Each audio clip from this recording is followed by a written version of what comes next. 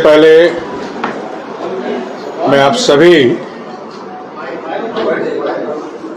Press के साथियों का इस प्रेस वार्ता में हार्दिक अभिनंदन करता हूं, स्वागत करता हूं। इस प्रेस कॉन्फ्रेंस में हमारे साथ मीडिया विभाग के प्रमुख श्री सुखविजन पाठक जी, प्रदेश के प्रवक्ता रमाकांत महतो जी और आप सभी प्रेस के साथियों,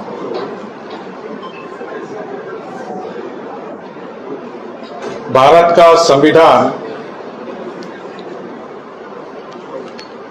आदिवासियों, दलितों, पिछड़ों,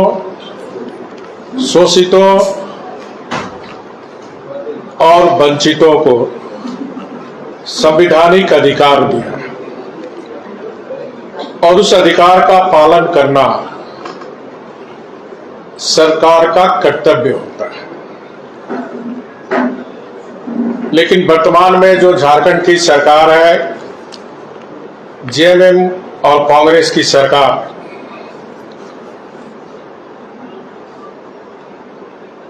जो राज्य में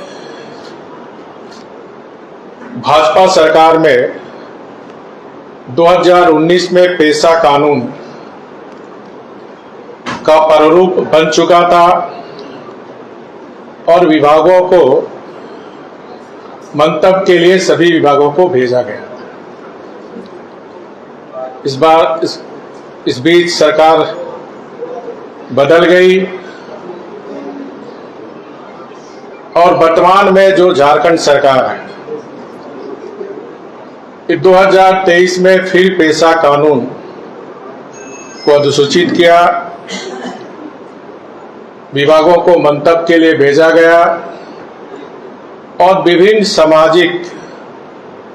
संगठनों से राय विचार भी लिया गया और 2024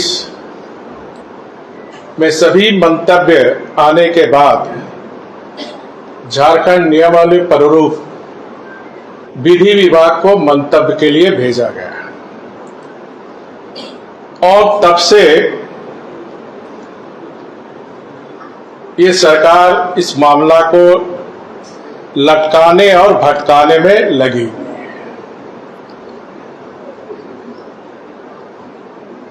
12-13 महीना से पेशा कानून की नियमावली अधिसूचित हो, बार बार सरकार को माननीय झारखंड उच्च न्यायालय के द्वारा निर्देश दिया जाता है, लेकिन ये सरकार के कान में जू नहीं रेंगती और परिणाम स्वरूप कल माननीय उच्च न्यायालय झारखंड जो निर्देश दिया, क्योंकि इस पेशा नियमावली लागू होने से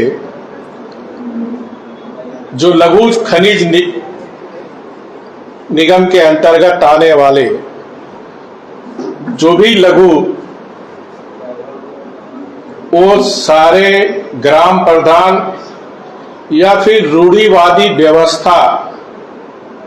कि जो आदि काल से आदिवासियों का स्वशासन की जो परंपरा है, उसको कानूनी अधिकार देकर उस लघु निगम के अंतर्गत पड़ने वाली, चाहे वो बालू घाट हो, चाहे महुआ हो, चाहे तेंदुपत्ता हो या उस ग्राम के अंदर तालाब हो, मछली पालन हो, ये सारे अधिकार ग्राम सभा को मिलते हैं। और यही कारण है कि कल माननीय उच्च न्यायालय ने लघु खनिज जो बालू घाट पर रोक लगाई। मैं और हमारी भारतीय जनता पार्टी झारखंड प्रदेश इसका हार्दिक स्वागत करती है, अभिनंदन करती है और मेरी उच्च न्यायालय माननीय चीफ जस्टिस और विद्वान न्यायाधीशों से अपील है, जब तक पेशा कानून लागू नहीं हो जाती है तब तक ये रोक लगी रहे।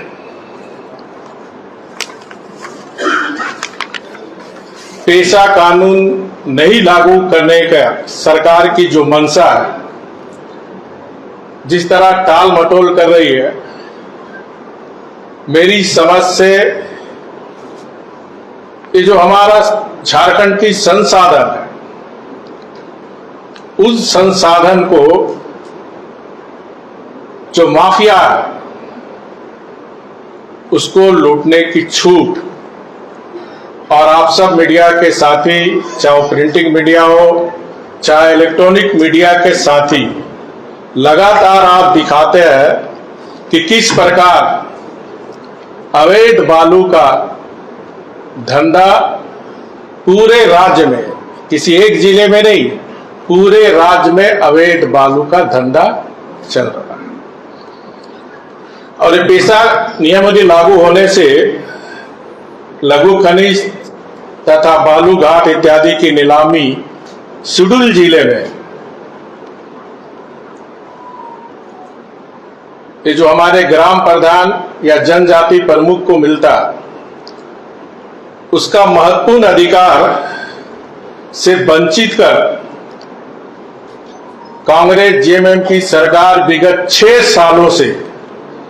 बालू घाट का दोहन किया जा रहा है। राज्य की हजारों करोड़ रुपया क्षति पहुंचाई गई और बालू सिंडिकेट बिचौलियों ने मजा लिया तथा राज्य के जो झारखंड मुक्ति मोर्चा और कांग्रेस के नेताओं के जेब गर्म हुई।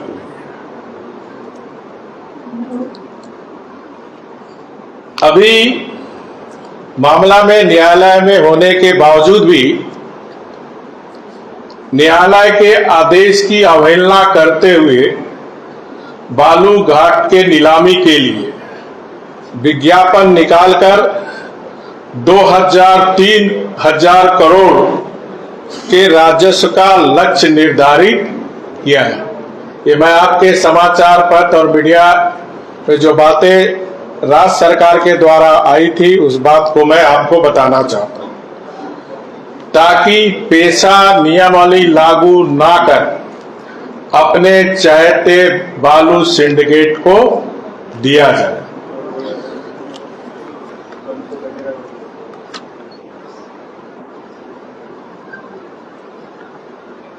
साथ ही साथ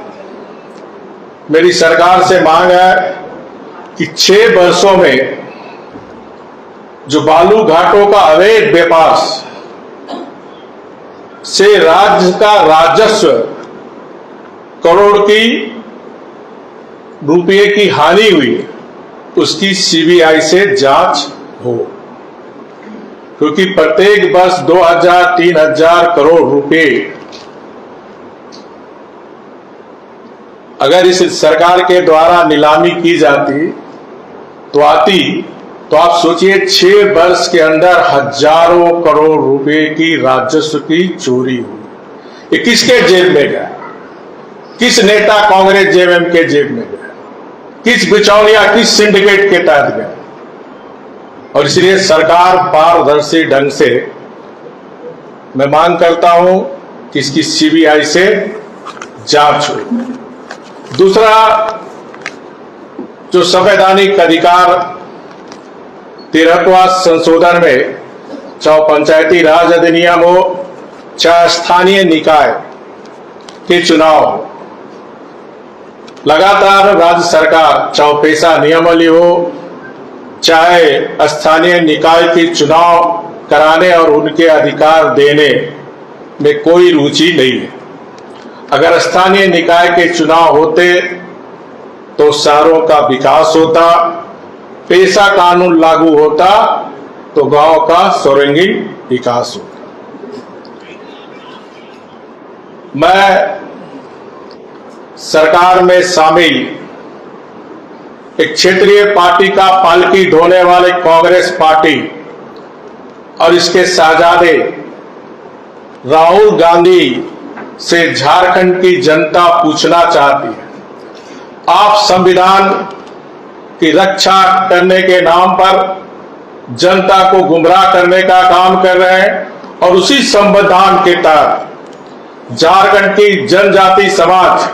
को 5वीं अनुसूची के तहत जो अधिकार आदिवासी मूलवासी को दी गई है, उनको आपकी सरकार ने वंचित रखी।